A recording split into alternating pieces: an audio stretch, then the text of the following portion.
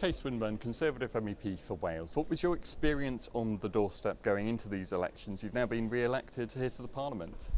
We had a very difficult time on the doorsteps, and I think that was across all political parties in Wales. I think people are very disenfranchised with politics generally, but certainly with the European Parliament, they don't understand what it is we do, and getting that message across within a short campaign was actually incredibly difficult. So I think going forwards, we've got a lot of work as European parliamentarians to convince the people of Wales that we actually do add value here, and that our hard work does make a difference to their daily lives. I mean, wasn't this a bit of an indictment on the Westminster government, on David Cameron, that it was such a struggle for the Conservatives in places like Wales this time round?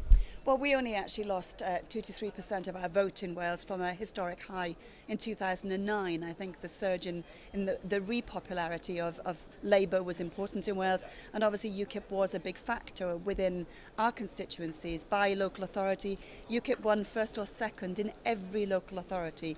That is a massive message, but unfortunately for us, here in the European Parliament, we have to piece by piece reform and renegotiate on every piece of legislation.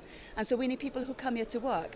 Unfortunately, my colleagues from UKIP have claimed they're already not going to do any of that work. So I do hope that the voice of Wales isn't too weakened by having a member who's not going to do any work at all. I mean, UKIP say they will turn up.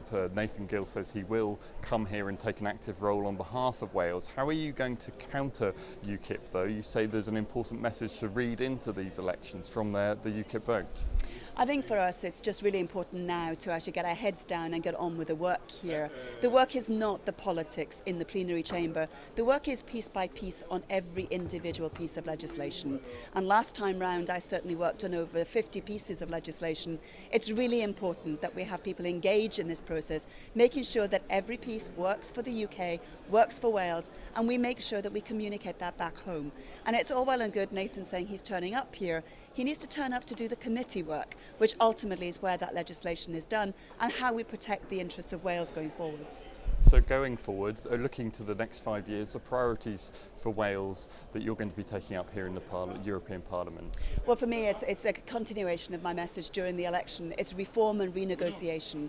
We do need to reform the institutions, we need to reform the way we do things here in the Parliament, and we need to renegotiate our position within Europe to make sure that we have a better, more balanced view of how we go forwards. And certainly for me, that is a clear message, one I can deliver, I hope, on, and one that we continue to work with our member state governments in particular, to make sure that they play a bigger role going forwards in decisions made here in Brussels and Strasbourg.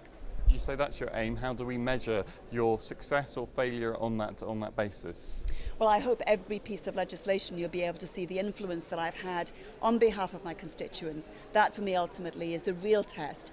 But of course the bigger test is that of my Prime Minister and what he manages to renegotiate on the bigger scale of things when it comes to each and every member state needing to agree to reforms of the EU institutions.